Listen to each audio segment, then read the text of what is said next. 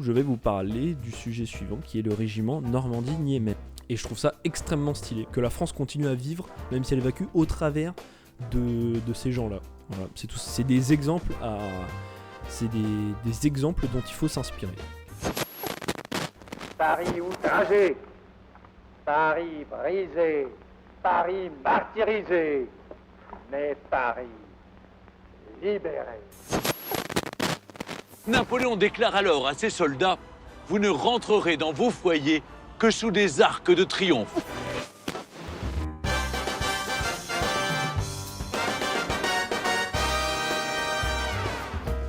Bonjour à toutes et à tous, bienvenue dans ce nouvel épisode d'Historiquement Français, le podcast qui parle d'histoire, de gastronomie et de tradition française. J'espère que vous allez tous très bien, très heureux de vous retrouver pour cet épisode qui va être lourd. Oui, ça fait un petit moment. Je dois bien vous l'avouer. Il n'y a pas de podcast qui est sorti en janvier. Pour ceux qui me suivent un petit peu sur Instagram. D'ailleurs, n'hésitez pas, historiquement français. Et bien, tout simplement, pourquoi je n'avais pas sorti de podcast en janvier déjà de 1, parce que j'avais pas mal de choses à faire de mon côté, et vous savez bien que ce podcast, je le fais pour la passion, le loisir, et donc que parfois le devoir passe avant les passions et loisirs, malheureusement. Donc c'est comme ça, malheureusement, je n'ai pas pu en faire. Et puis aussi, je dois bien vous l'admettre, je n'avais pas forcément d'idée de sujet. Pourtant, Dieu sait qu'il y en a des sujets sur l'histoire, la gastronomie, la tradition, mais j'étais pas inspiré. Voilà, j'avais pas trouvé l'inspiration pour en faire un épisode. Et puis couplé au manque de temps, je vous avoue que ça m'a un petit peu découragé sur le moment. Mais c'est pas grave, ça arrive d'avoir des moments de temps mort comme ça. Toutefois, j'ai pas chômé, bien au contraire, sur le podcast, parce que tout simplement, comme je l'ai annoncé sur le dernier épisode, qui est sorti le 31 décembre 2024, eh bien, j'ai étendu le domaine d'écoute, le champ d'écoute de ce podcast à d'autres plateformes. Spotify était peut-être un petit peu trop niche, et donc je trouve ça important que propager la bonne parole. Non, je veux dire, m'étendre à d'autres plateformes, je pense que c'est mieux, car pas tout le monde. Enfin, il n'y a pas tout le monde qui a Spotify. Certains ont Apple Podcast, d'autres Deezer, et d'autres sont juste sur YouTube et n'ont pas de plateforme d'écoute de podcast. Donc, tout simplement, ce que j'ai fait, c'est que je suis sur Spotify, j'ai étendu sur Apple Podcast, Deezer et YouTube. YouTube, ça m'a quand même pris pas mal de temps. Et donc, c'est ça sur ce à quoi j'ai travaillé principalement. Et donc, là, depuis, je dirais, fin janvier ou début février, il y a une sortie hebdomadaire chaque semaine des anciens épisodes pour après revenir à jour sur notamment celui-là qui va sortir pour février. Et donc, tout simplement,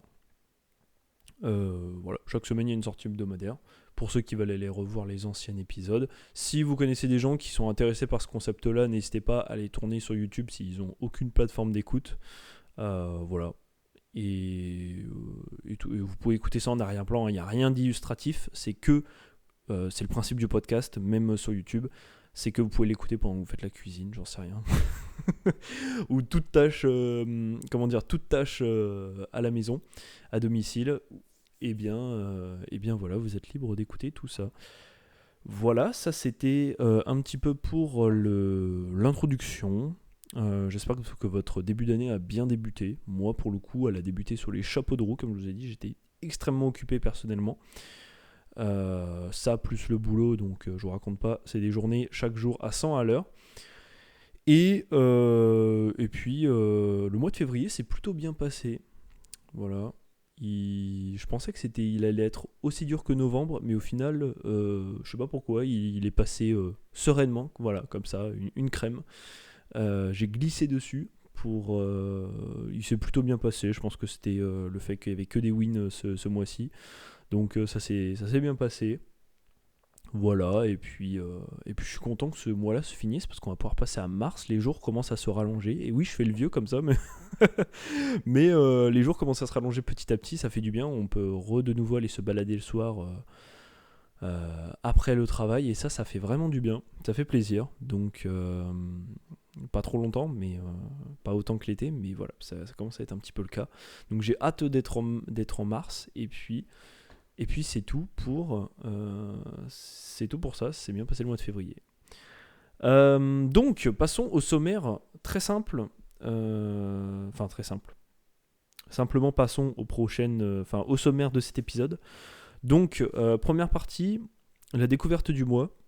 Je vais vous parler d'une dégustation que j'ai effectuée dans un manoir qui fabrique du cidre, du calva et bien d'autres. Donc je ne vais pas dire une distillerie parce qu'il fait du cidre. Je ne vais pas dire une cidrerie parce qu'il fait du calva. Donc une fabrique de produits normands, en tout cas de liqueurs et de liquide normand. Vous allez voir, ça va se résumer à base de pommes. C'est très simple, ce qui est normal. C'est la spécialité de cette région. Donc une dégustation que j'ai effectuée. Je vous raconterai un petit peu tout ça. Notamment, vous allez avoir plus d'informations sur comment on fabrique ces produits. Qu'est-ce qu'il faut pour avoir une certaine appellation qui est gage de qualité, en tout cas locale. Et de qualité tout court, en fait. Et ça va être... Et puis vous allez comprendre un petit peu aussi leur subtilité, leur utilité à tous ces breuvages-là. Avec et sans alcool, il y en a pour tous les goûts, je vous le dis. Et ensuite, la deuxième rubrique qui est le moment historique. Je vais vous parler du sujet suivant qui est le régiment Normandie-Niemen. Donc ce régiment-là est un escadron de chasse français qui a combattu aux côtés des soviétiques pendant la Seconde Guerre mondiale. Et donc en fait, sachez qu'en 2022, l'escadron fêtait ses 80 ans. Voilà, ce qui est plutôt concordant, puisque l'année dernière, c'était les 80 ans du débarquement. Cette année, c'est les 80 ans du 8 mai, donc les 80 ans de la fin de la Seconde Guerre mondiale. Ce sera l'occasion peut-être d'en reparler, voilà, peut-être dans un futur épisode, je pense que ça va être le cas. Donc tout simplement, voilà pour le moment historique, le sujet du moment historique. Et je vais prendre en même temps que le moment historique, je vais prendre les questions qui m'ont été posées suite à ce sujet-là. J'en ai pas autre que ce sujet-là, mais j'en ai que pour ce sujet-là. Donc la rubrique questions est fusionnée entre guillemets avec la rubrique numéro 2 du moment historique. Donc c'est tout pour le sommaire. Eh bien écoutez, on va pas perdre plus de temps. Comme je le dis à chaque fois, je vais le dire, mais je vais pas le... je vais essayer de le mettre en action cette fois-ci. Je vais essayer de faire peut-être des formats un petit peu plus courts, parce que voilà, j'ai pas non plus envie de trop radoter. Et puis, c'est peut-être un peu plus audible pour tout le monde. Mais comme je vous dis, j'essaye. Je vais pas le faire parce que... Nombreux de fois j'avais dit ça dans les précédents épisodes et puis en fait j'arrive jamais à tenir moins d'une heure parce que j'adore parler, donc ça vous l'aurez certainement remarqué. Bon bah écoutez, pas plus de blabla, commençons tout de suite avec la rubrique numéro 1, la découverte du mois. C'est parti, je vais boire un petit café.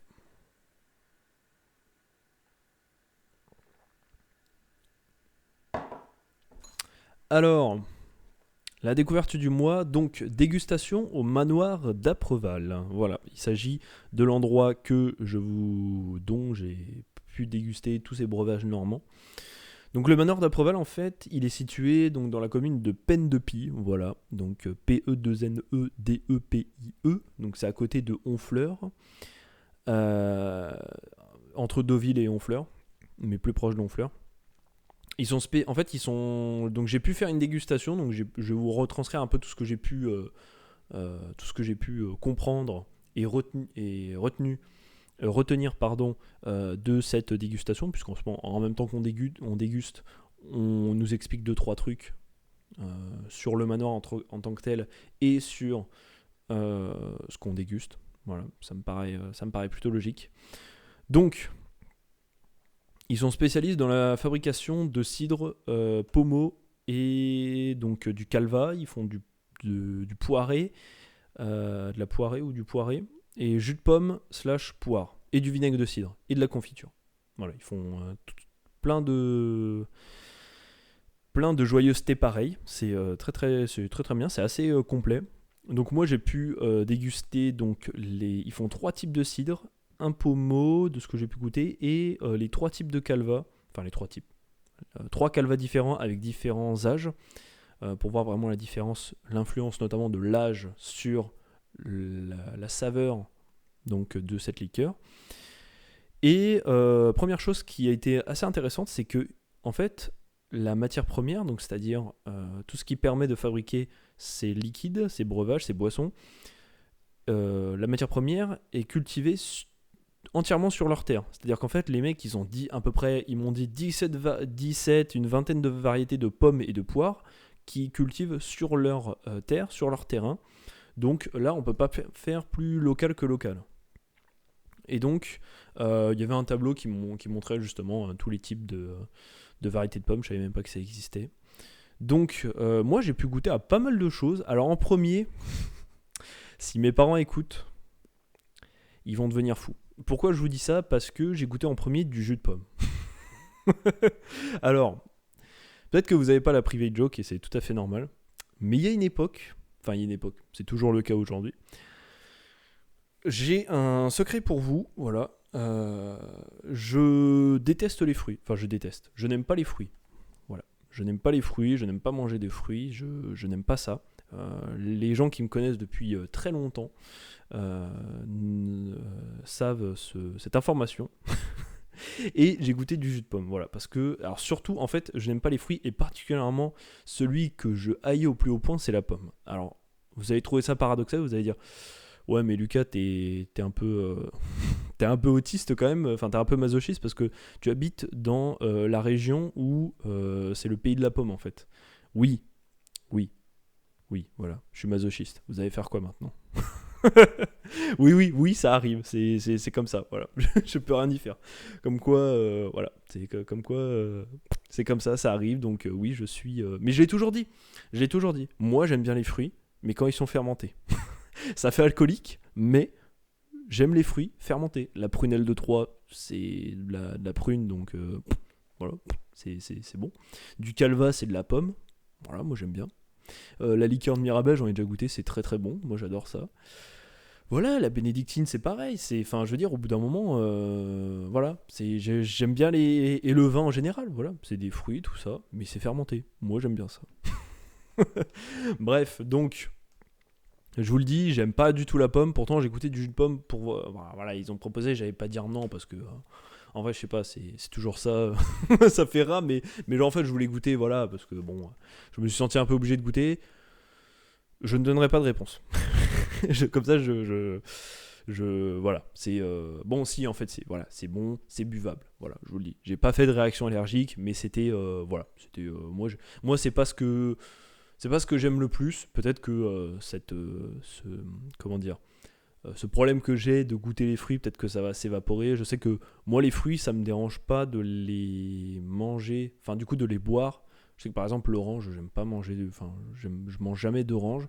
Sauf quand je fais du jus d'orange pressé. Donc là, pour le jus de pomme, ça a été. Enfin voilà, ça a été. C'est pas ce que j'aime le plus. Je sais pas, c'est le goût, j'aime pas ça. Puis après, j'ai eu un traumatisme. Et, j'ai un traumatisme avec les fruits, et en particulier la pomme. Mais là, ça va, ça a été. Je suis toujours vivant. Non, en vrai, j'en fais tout un plat, mais c'est parce que pour ceux qui me connaissent pas, j'en fais tout un plat. Mais vraiment, j'avais horreur, et c'est toujours un peu le cas, j'ai horreur des fruits. Je n'en mange pas du tout, à part la banane.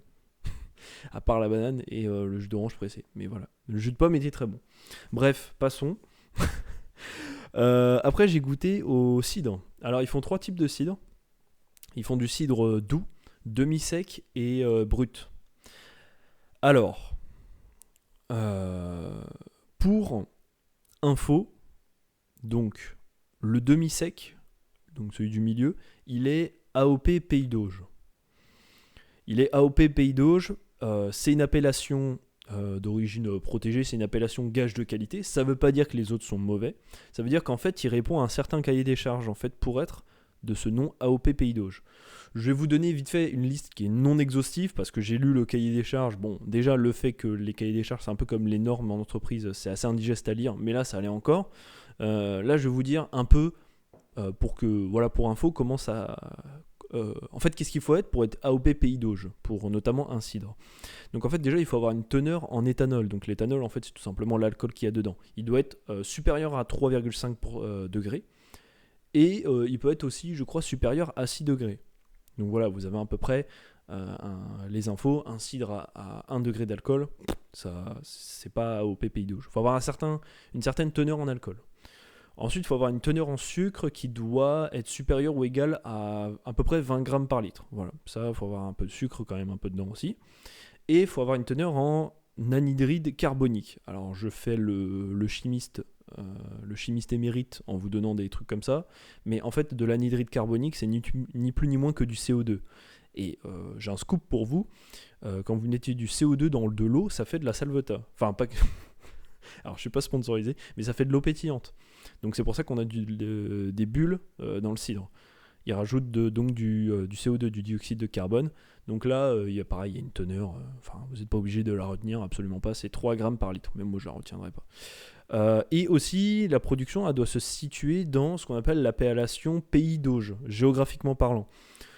Donc en fait, l'appellation Pays d'Auge, c'est géographiquement, c'est un endroit tout simplement où on considère que c'est le Pays d'Auge. Alors, le Pays d'Auge, pour vous situer un petit peu, c'est à l'est du département du Calvados.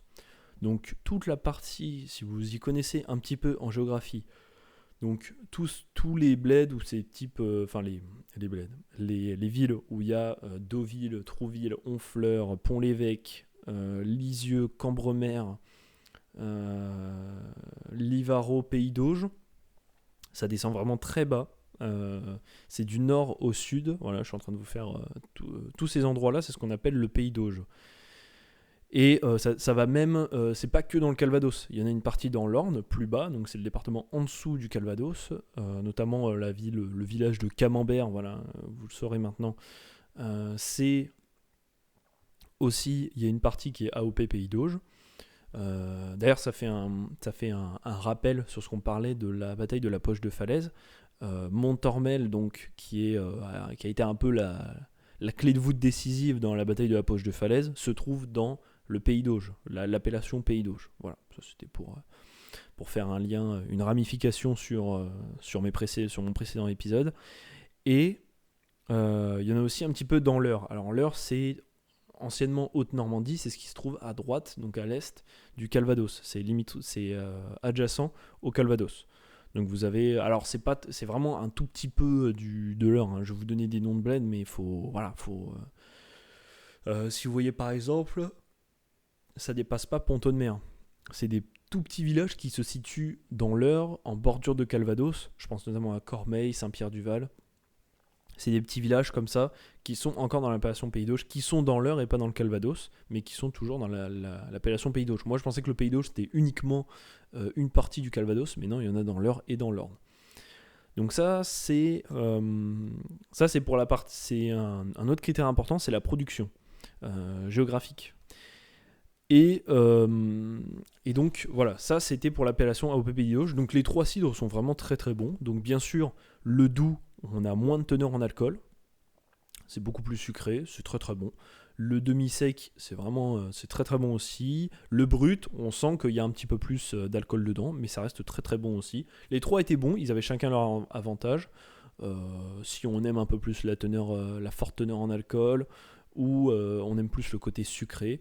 Donc franchement, les 3 étaient très très bons. Je vous recommanderais vraiment les 3. Moi j'ai pris, qu'est-ce que j'ai pris ? J'ai pris un demi-sec AOP Pays d'Auge, parce que je trouve que c'est un bon compromis entre les deux, tout simplement. Ensuite, j'ai goûté au pommeau de Normandie. Alors, le pommeau de Normandie, pour vous faire un petit peu l'image, c'est un mélange de jus de pomme et de calva.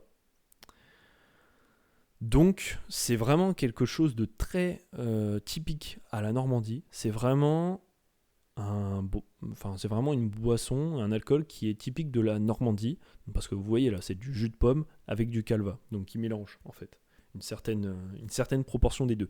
Et en fait, si je dois vous donner une base de comparaison par rapport au pommeau de Normandie, c'est un peu comme le Pinot de Charente, c'est un peu comme le ou la ratafia. Le ratafia de Champagne, en Champagne-Ardenne, ou le Macvin du Jura. En fait, c'est des liqueurs comme ça qui se prennent généralement à l'apéro. Voilà, c'est très très bon à goûter. Et donc, en fait, c'est une phrase que j'ai vue sur internet. C'était en fait le pommeau de Normandie est à l'image de la Normandie, comme le Pinot est à l'image de la Charente, ou le Macvin à l'image du Jura. C'est des apéritifs qui sont des apéritifs régionaux. Donc, je vous avoue que je suis un peu moins fan du pommeau de Normandie. Je suis pas hyper fan. C'est pas ce que j'aime le plus. Ça reste tout de même très très bon. Je préfère le Macvin du Jura. Ça, c'est vraiment un banger. C'est vraiment. J'adore le mélange sucré avec la saveur de noix. C'est très très bon. C'est très typique du Jura, ça. Mais c'est un autre sujet. Et donc, on passe après au Calva. Alors, le Calva, j'ai goûté, si je dis pas de bêtises, c'était du 3 ans, 8 ans, et après, au-delà de 15 ans d'âge. Alors, pour être honnête avec vous, normalement, il y a clairement une différence au niveau des âges. Plus il y a un âge avancé, plus la teneur en alcool va diminuer. Enfin, en tout cas, le ressenti en alcool va diminuer, parce que l'alcool va s'évaporer. Quoique je suis pas sûr de cette information, désolé. Prenez pas non plus pour argent comptant ce que je viens de dire, mais en tout cas, plus les âges vont passer, plus la liqueur va être douce. Et là, en l'occurrence, d'un point de vue du Calva, on va ressentir une saveur plus caramélisée quand quand l'âge augmente. Et honnêtement, j'ai pas senti le goût caramélisé, même dans l'âge avancé, l'âge le plus avancé, le hors âge. Normalement, hors âge, en fait, il le note XO. Voilà, c'est certainement, sans hors âge, en fait. Et en fait, j'ai pas senti tellement, je vous avoue, la différence, en fait, entre... ouais, j'ai pas tellement senti la différence, en fait. J'ai goûté des calvas qui étaient plus énervés que ça, en fait, où vraiment les 10 ans d'âge, en fait, les 3 ans d'âge chez eux, là, c'est par exemple des 15 ans d'âge que j'ai goûté dans d'autres distilleries, je dois bien l'avouer. Et le goût caramélisé, pareil, j'ai goûté des calvas, notamment celui de la distillerie du Père Magloire, où lui, vraiment, il est archi bon. Il a un goût caramélisé qui est pas hyper fort. Je sais pas comment ils font. Faudrait que leur distillerie est aussi. On peut aussi aller la visiter, donc j'irai faire un tour aussi là-bas. Mais vraiment, j'ai senti une différence entre le 3 ans et le hors âge, mais je m'attendais à beaucoup plus de prononciation du caramel. Alors après, ce n'est que mon ressenti. Si vous allez faire une dégustation un jour, vous allez ressentir les choses différemment par rapport à moi, vous le savez bien. Mais voilà, j'en profite pour donner un petit peu mon avis là-dessus. Mais tout de même, ils restent excellents parce qu'ils sont pas hyper. Je les trouve pas très très forts. En fait, ils sont vraiment agréables quand c'est des jeunes en âge. Parce que pour avoir goûté un jour à un calva qui avait pourtant 10 ans d'âge, ouah, mais déboîté. Putain, j'avais chaud. Oh là là là là. Ouais, c'est en janvier, d'un coup, il fait 30 degrés. Tu sais pas pourquoi. Mais voilà. Et donc, voilà un petit peu pour. Le Calva. Et bah écoutez, sinon, au niveau du manoir, il est très très beau. Enfin, c'est assez pittoresque. Au niveau du comment on appelle ça, du décor, de l'ambiance. C'est pas excessivement cher au niveau des bouteilles, voire même pas du tout. C'est un peu dans les gammes de prix.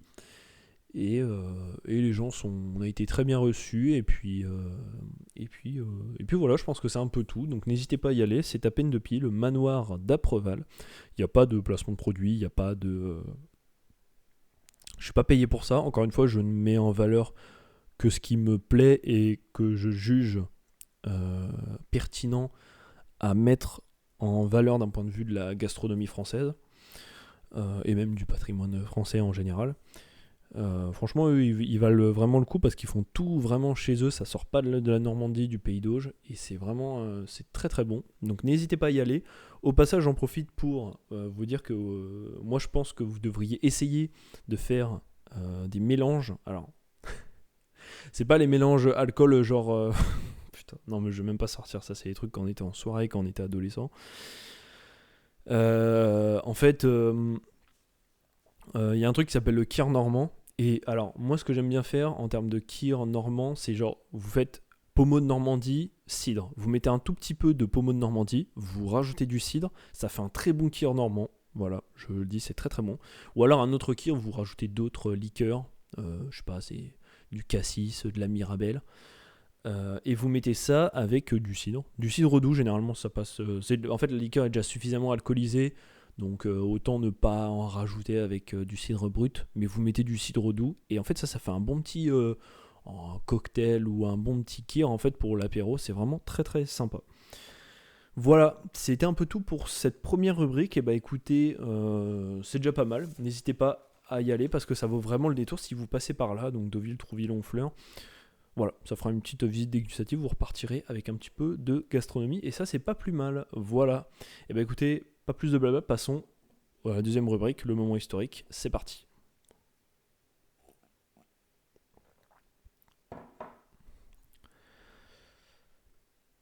Alors, le Normandie-Niemen, le régiment Normandie-Niemen. Donc comme je vous l'ai précisé en introduction, il s'agit d'un escadron de chasse français, qui a combattu aux côtés des soviétiques pendant la Seconde Guerre mondiale. Et en 2022, l'escadron fêta ses 80 ans. Et donc, je vais tout vous expliquer. Alors, la première question qu'on va me poser, c'est quoi le régiment Normandie-Niemen ? C'est la première question qu'on m'a posée. Je viens d'y répondre. Et je vais y répondre tout le long de mon explication, en fait, de mon histoire, que je vais vous raconter. Donc en fait on commence fin 1941, donc fin 1941. Oui, oui. Non, j'ai dit ça par rapport à mes notes. En fait c'est parce que c'était marqué fin 41, URSS envahi par l'Allemagne, Barbarossa. Mais fin 41, c'est pas en fin 41 que l'Allemagne envahit l'URSS. Elle est déjà envahie, ça démarre le 22 juin 41. Bref, on s'en fiche. C'est juste moi, j'ai bugué dans mon cerveau, désolé. Donc, fin 41, l'Allemagne envahit l'URSS, c'est la fameuse opération Barbarossa. Pour vous donner des chiffres, c'est la plus grande invasion de tous les temps. Il y a genre 4 millions d'hommes, 600 000 véhicules et chevaux qui sont déployés. Et là, je vous ai pas encore parlé des avions, mais 4 millions d'hommes, c'est énorme. C'est un chiffre un chiffre effrayant. Quand il y a 4 millions d'hommes qui tombent dessus. Oups, voilà, tu fais gaffe. Et donc en fait, face à ça, le général de Gaulle en fait, il veut engager les Français sur tous les fronts, notamment les forces françaises libres sur tous les fronts, et notamment engager un soutien français en Russie, parce qu'ils sont déjà engagés en Afrique contre Rommel, notamment la guerre en Afrique. Et donc il souhaite apporter un soutien français en URSS. Les négociations commencent en février 1942 face à l'état catastrophique du front russe, et il était catastrophique. Ils étaient aux portes de Moscou, ils menaçaient les pétroles de Caucase, ils étaient en train de faire le siège de Leningrad, donc en fait c'était vraiment un peu la catastrophe sur le front russe. Ils avaient avancé, mais enfin ils étaient sur le point de battre la Russie, hein, soyons honnêtes. Et donc le 1er septembre, cela aboutit à la création d'une escadre de chasse qui va être envoyée en URSS, appelée Normandie. Juste Normandie. Donc en fait, par rapport à ce nom, du coup, ils arborent les armoiries classiques de la Normandie, c'est-à-dire, je cite les termes, 2 léopards passant d'or sur fond de gueule. Bon, en gros, c'est les léopards vous prenez le drapeau de la Normandie. C'est grosso modo ça. Et en fait, il y a... Donc ils sont couleur or sur fond rouge en fait. Et vous avez 2 éclairs, il me semble, en dessous. Donc, ils arrivent le 14 octobre 1942 à Ivanovo. C'est un village au nord-est de Moscou. Depuis sa création, en fait, qui se sont faits au Liban. Je vous rappelle que le Liban était une colonie française qui a été acquise lors de la fin de la Première Guerre mondiale, lors du partage de l'Empire ottoman entre la France et l'Angleterre. Donc le Liban est une colonie française, et ça a été, cet escadron de chasse a été créé à Rayak au Liban. Ils sont environ une 60aine, pilotes et mécaniciens. Donc les conditions d'entraînement sont extrêmement difficiles. Je vous rappelle qu'on est en hiver en Russie. Les températures là-bas, c'est pas les moins 2 degrés de PLS qu'on nous fout, où les gens sont en PLS à moins 2 degrés en France. Là-bas, c'est moins 25, moins 30. Voilà, donc je vous laisse un petit peu imaginer les conditions d'entraînement qui sont très difficiles. Et par la même occasion, ces Français sont équipés de chasseurs russes, d'appareils des avions russes. Et oui, parce que bon, ils vont pas ramener leur avion anglais ou français, parce que bon, déjà ils vont pas tenir les moins 25, moins 30, il n'y a pas forcément les pièges détachés à disposition. Donc, autant les équiper d'avions russes, parce que malgré le fait que la Russie soit mal en point, ils avaient en fait déporté toutes leurs usines qui étaient dans la partie envahie par les Allemands vers au-delà de l'Oural. Donc en fait, ils auraient tout simplement, ils ont tout simplement encore des pièces détachées et le matériel pour. Donc pour info, je vous donne l'information comme ça, c'est juste pour les passionnés. Les avions russes qu'ils utilisent sont des dénominations Yak 1 et Yak 3. Voilà, c'est la dénomination des avions russes. Vous irez voir sur internet à quoi ça ressemble. Donc en fait, l'escadron Normandie-Niemen, en tout cas pour l'instant Normandie, en fait, ils ont fait plusieurs campagnes et de campagnes de combat durant la guerre, et ça s'est déroulé en 3 phases. Donc la première phase, c'était la partie plus entraînement et prise de connaissance un peu de l'environnement. Donc la première campagne, ça commence par un renforcement encore des effectifs pour la création de 2 escadrilles. Donc dans l'escadre, il y avait 2 escadrilles qui s'appellent Rouen et Le Havre, ça me paraît logique. L'escadre en fait effectue ses premières missions en mars 1943, un mois après la victoire de Stalingrad, qui est considéré un peu en Europe comme le basculement de la Seconde Guerre mondiale. Alors pour l'instant, il se cantonnait à des missions de reconnaissance et d'escorte, côté de Smolensk. C'est à la frontière, pas très loin de la frontière entre la Russie et la Biélorussie actuellement. Voilà, pour vous donner un peu de contexte géographique. Et c'est là où ça commence à chauffer, c'est que le 5 avril 1943, il y a l'escadre qui escorte des bombardiers russes, et il y a des chasseurs allemands, donc pareil pour les passionnés, des Focke-Wulf 190, donc des FW 190 allemands, donc qui a un très bon appareil de chasse allemand, qui attaquent le convoi. Il y a 2 chasseurs allemands qui sont abattus par 2 pilotes français respectivement. Donc ça, c'est leur première victoire. Ils ont réussi à abattre 2 chasseurs allemands, et les bombardiers ont pu rentrer sains et saufs. 8 jours plus tard, les mecs, ils remettent le couvert, ils abattent 3 chasseurs allemands. Pourtant, ils étaient en surnombre et ils se sont fait prendre par surprise. Mais malheureusement, il y a 3 pilotes français qui sont morts durant cette attaque. Donc c'est le premier jour de deuil pour en fait l'escadre Normandie. Et vu que c'est encore une petite escadre, ils sont rattachés généralement à des divisions aériennes de chasse. Notamment là, ils intègrent la 300e division aérienne de chasse soviétique pour des missions d'escorte, d'attaque de colonnes de chars, d'infanterie allemande et d'aérodromes. Et ensuite, on passe en juin-juillet 1943. En juin-juillet 1943, il y a des renforts qui arrivent encore, et notamment, je crois que les mécaniciens français sont remplacés par des mécaniciens soviétiques.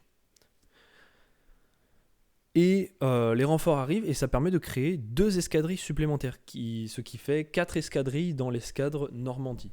Donc vous avez eu, comme je vous ai dit, Rouen et Le Havre. Ensuite, vous avez la 3e escadrille qui est Cherbourg, et la 3e qui est Cherbourg, et la 4e qui s'appelle Caen.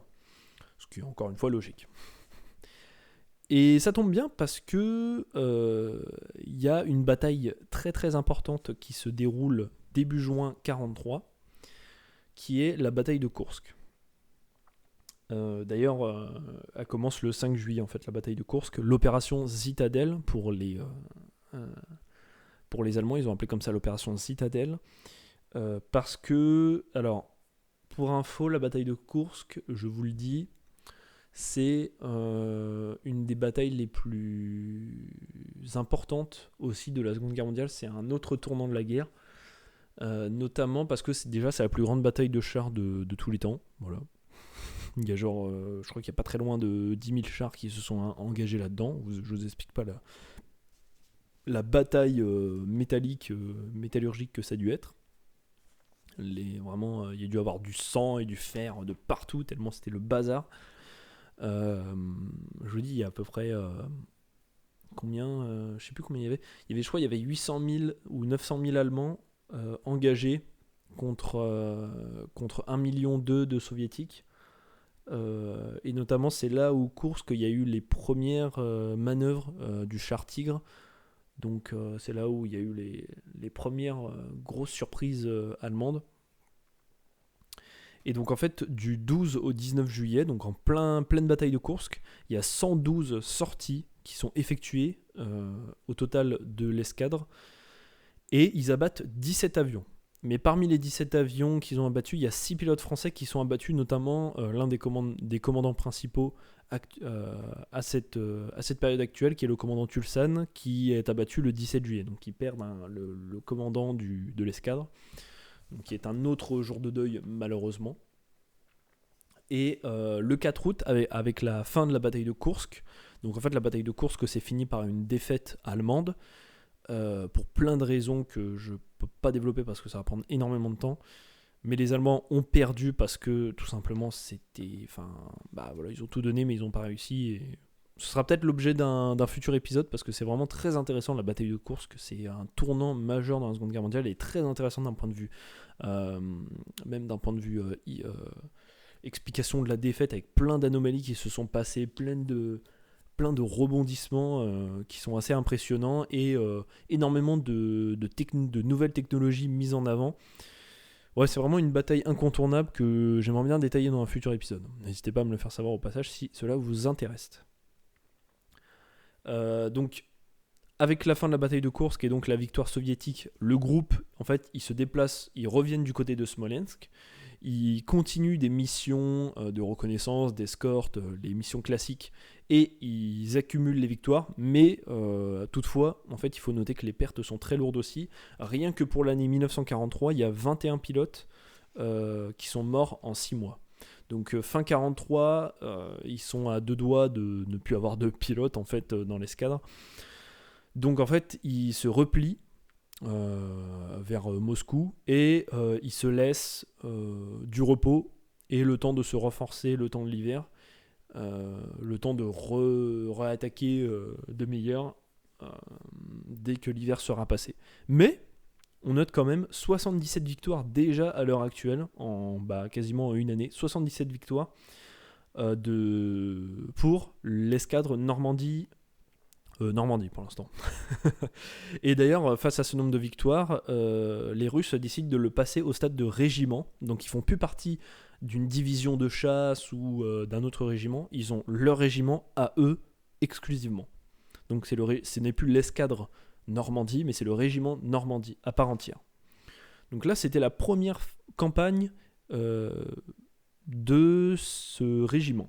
On passe à la deuxième campagne. Donc ils se sont, pendant l'hiver 43-44, ils se sont réarmés tranquillement. Mais 44, en mai 1944, le régiment débarque en fait avec deux nouveaux renforts. Deux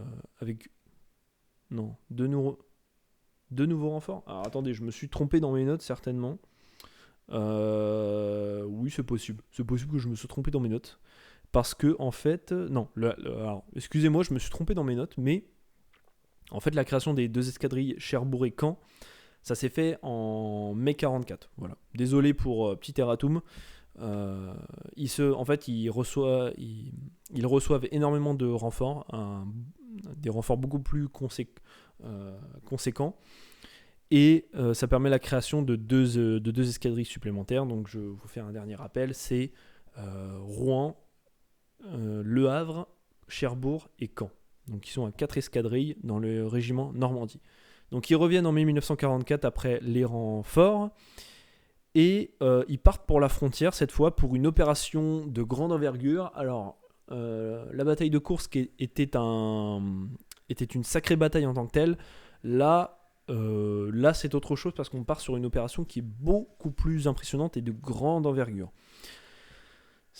Cette opération-là, c'est l'opération Bagration. Alors, Bagration, c'est une offensive soviétique qui s'est passée durant l'été 44.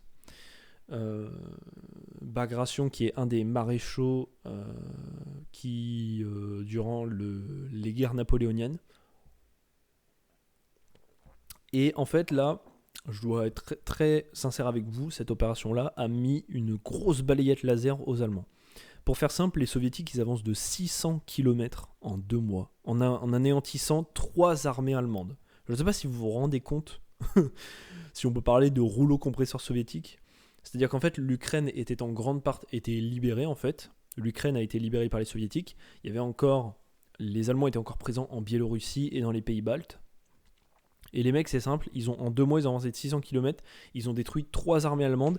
Et en fait, quand il y a eu l'opération Barbarossa, l'attaque générale des 4 millions d'hommes qui a été organisée pour l'opération Barbarossa, en fait, l'offensive, en fait, elle se déchaînait dans 3 directions. Il y avait le groupe armé nord qui fonçait vers Leningrad pour un objectif un peu... alors c'était quoi ? C'était idéologique. L'objectif politique pour le groupe armé centre qui était Moscou, et l'objectif économique qui était l'Ukraine, le groupe armé sud. Et donc en fait là, avec cette offensive, ils ont anéanti 3 armées allemandes et ils ont détruit le groupe armé centre. Donc ils ont... les mecs, ils ont... Putain, c'est incroyable. 3 armées allemandes mortes, quoi. 600 km en 2 mois, puis en plus, les mecs ont eu le luxe d'anéantir 3 armées allemandes. C'est impressionnant. Et je sais pas si vous vous rendez compte, 600 km, c'est quand même... c'est quand même quasiment la taille... la distance nord-sud de la France. Hein. C'est quand même un petit peu énorme. Donc là, ça se déroule sur l'ensemble Pays-Baltes, Biélorussie. Et donc, ils participent à cette opération de grande envergure. Et notamment, en juillet 1944, ils partent pour les Pays-Baltes et ils enfoncent les lignes allemandes, combinées justement aux forces terrestres. Et ils passent notamment le 23... alors là, il y a un petit problème chronologique. Mais le 23 juin 1944, ils passent le fleuve Niemen. Donc, durant cette offensive de l'opération Bagration, donc le 23 juin 1944, il passe le fleuve Niemen et part en libérant les pays baltes. Et donc pour cela, en ayant passé le Niemen, c'est assez symbolique le fleuve Niemen parce que c'est là où il s'est passé pas mal de choses dans l'histoire, pas mal d'événements assez importants dans l'histoire de l'Europe. Notamment, c'est là où le Niemen... C'est là où Napoléon a dû repasser en catastrophe après la campagne désastreuse de Russie, notamment à la bataille de la Bérézina. Ça c'est un fleuve, la Bérézina, mais voilà, il repasse le Niemen, c'est un peu la frontière naturelle russe, entre guillemets, gros guillemets. Mais c'est un peu là où Napoléon a dû repasser un peu de manière catastrophique pour sauver son armée, enfin ce qui restait de son armée. Et donc, en passant le Niemen, Staline distingue le régiment Normandie du surnom Niemen, d'où le nom de Normandie-Niemen. Voilà, tout simplement, la légende s'écrit. Et en octobre 1944, donc là, c'est le début de l'offensive en Prusse orientale. Donc, pourquoi la Prusse orientale ? Donc, alors là, il faut replonger encore dans ces bouquins d'histoire, c'est un petit peu particulier ce terme. La Prusse orientale, c'est le nom qu'on donnait à la partie de l'Empire allemand qui donc se trouvait plus à l'est. En fait, l'Empire allemand, avant la Première Guerre mondiale, avait une partie un peu comme un bras qui était du côté de Danzig et dans ce coin-là.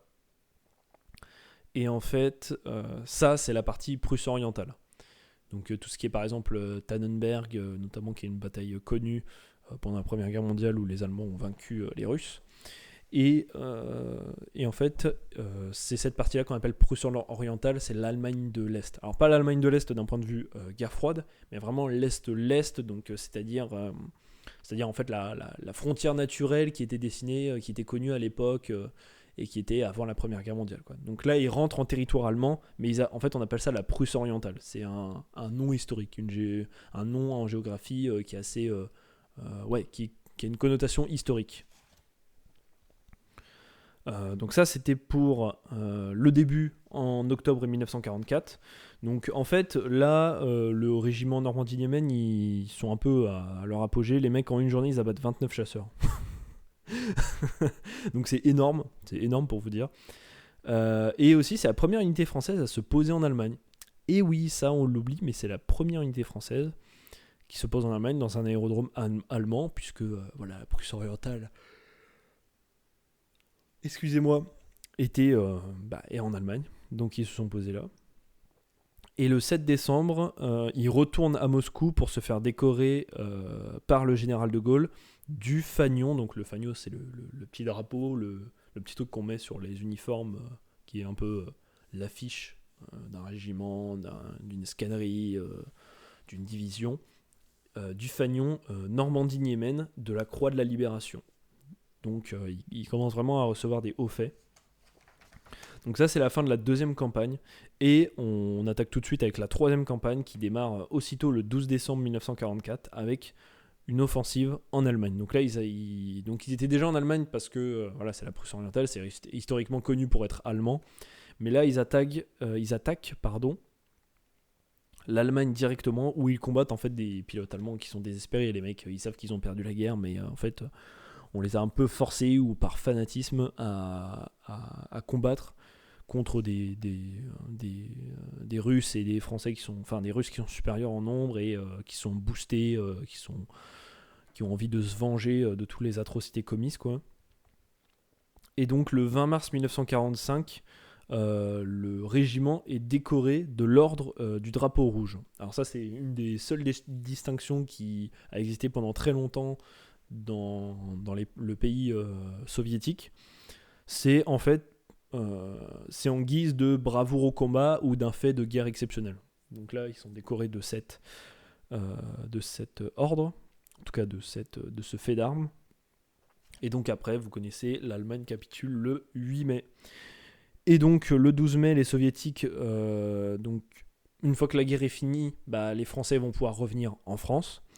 Et juste avant, ils reviennent à Moscou et les Russes leur donnent en cadeau les avions qu'ils ont utilisés pendant toute la guerre aux pilotes. Et donc le 20 juin 1945, après un voyage, parce que du coup ils ont parcouru toute l'Europe, donc ils ont décollé d'une base en URSS, ils ont atterri à Stuttgart, ils ont redécollé à Saint-Dizier et après ils arrivent au Bourget le 20 juin 1945 pour un accueil triomphal.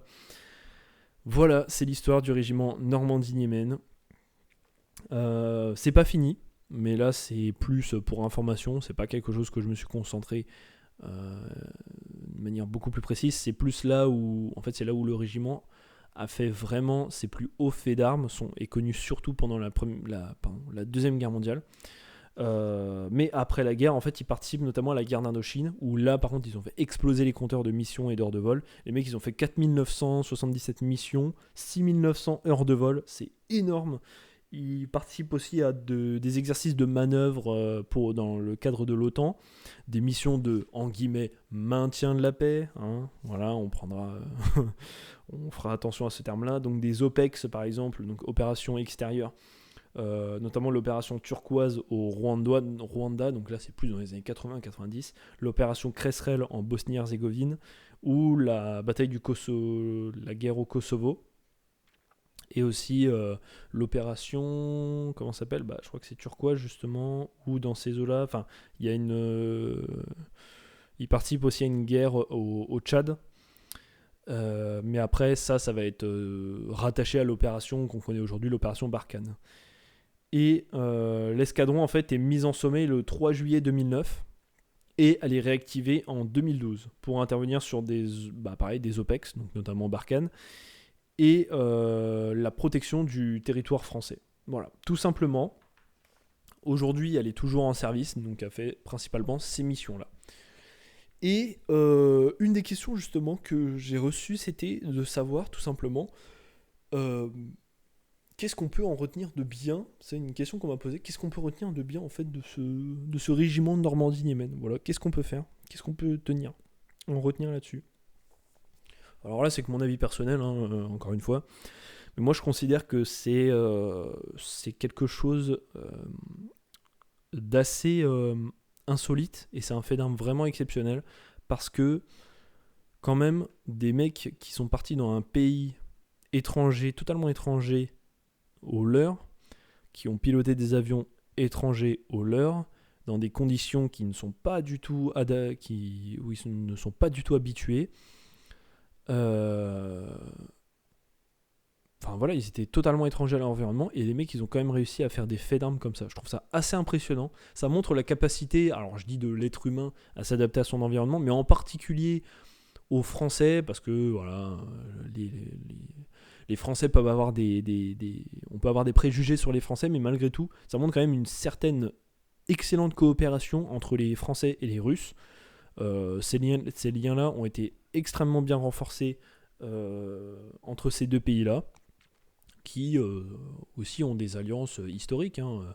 On retient, oui, Napoléon avec la campagne de Russie contre les Russes, mais on n'oublie pas non plus que les Français ont été alliés aux Russes pendant la Première Guerre mondiale, aussi au passage, mais ça vient renforcer une cohésion avec ce pays-là, que De Gaulle entretiendra au passage durant son mandat de président aussi d'ailleurs, et que voilà, ça montre une certaine fraternité entre les Français et les Russes, malgré plein de barrières qui pouvaient s'imposer. Ça montre que dans des temps difficiles comme ça, on peut compter, on s'y attend pas forcément, mais on peut compter sur une fraternité, sur des gens qui paraissent d'apparence totalement différents de nous, que ce soit la culture ou même la religion, la langue, etc. Et pour autant, dans les temps difficiles comme ça, parce que Dieu sait qu'elle était difficile cette époque, surtout pendant la Seconde Guerre mondiale,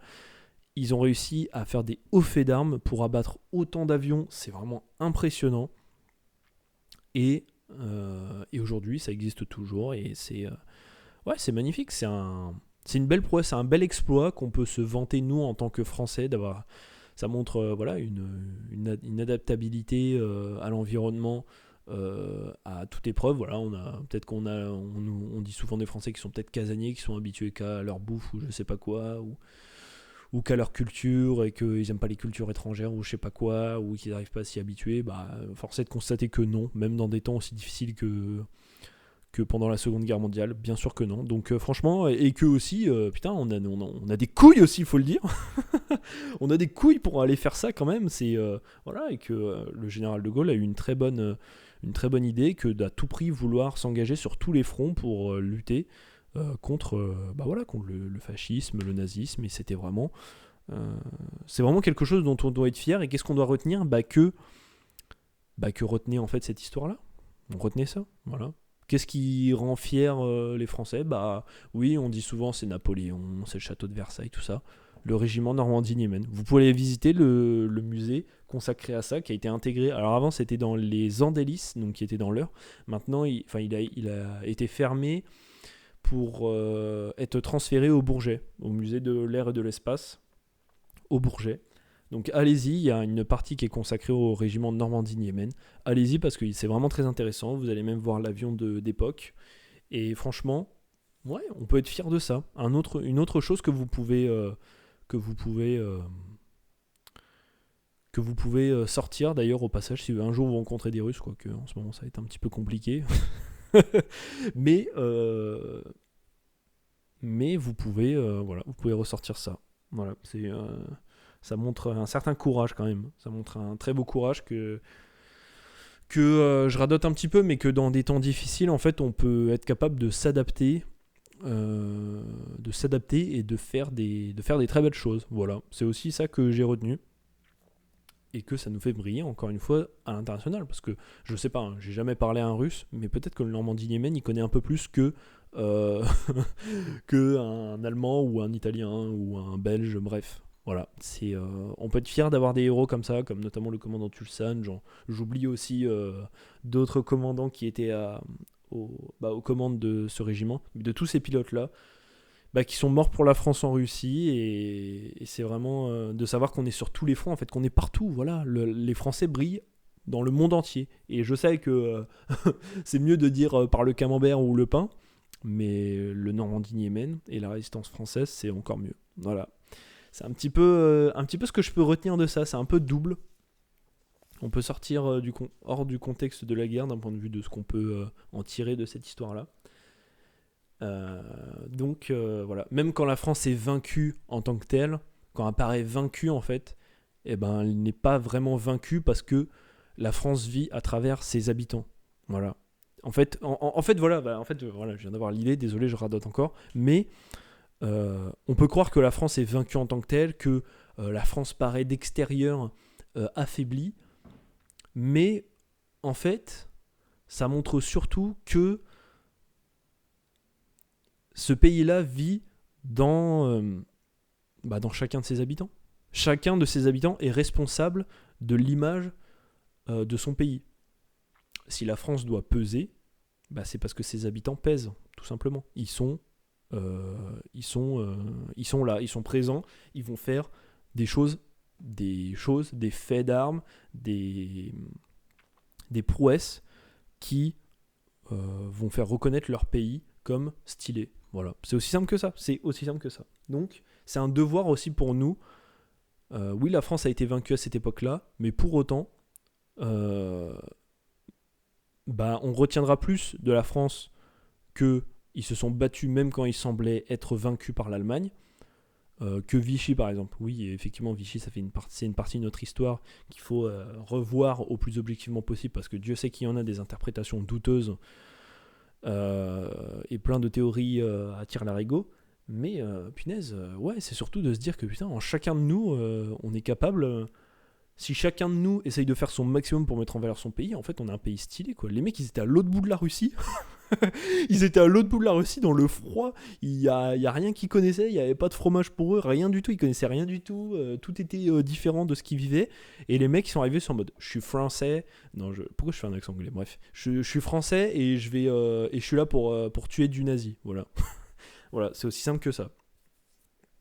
Et je trouve ça extrêmement stylé, que la France continue à vivre, même si elle est vaincue, au travers de ces gens-là. Voilà, c'est des exemples des exemples dont il faut s'inspirer.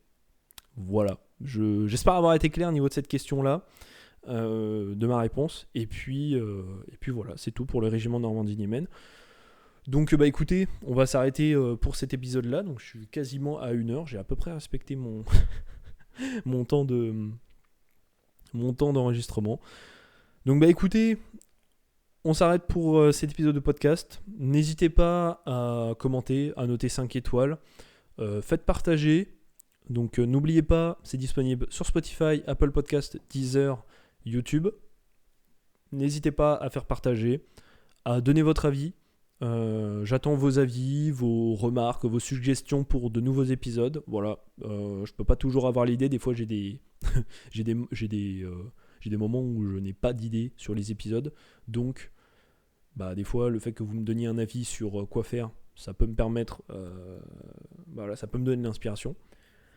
Et puis voilà, qui fait profiter à fond. Là, les jours se rallongent, donc vous allez pouvoir aller ressortir et aller reprofiter du beau paysage français. J'espère que ça vous a plu. Je me répète, mais encore une fois, si vous avez des questions sur tout ce que j'ai dit, n'hésitez pas à m'envoyer un message et je me ferai une joie de vous répondre, ou alors allez voir par vous-même.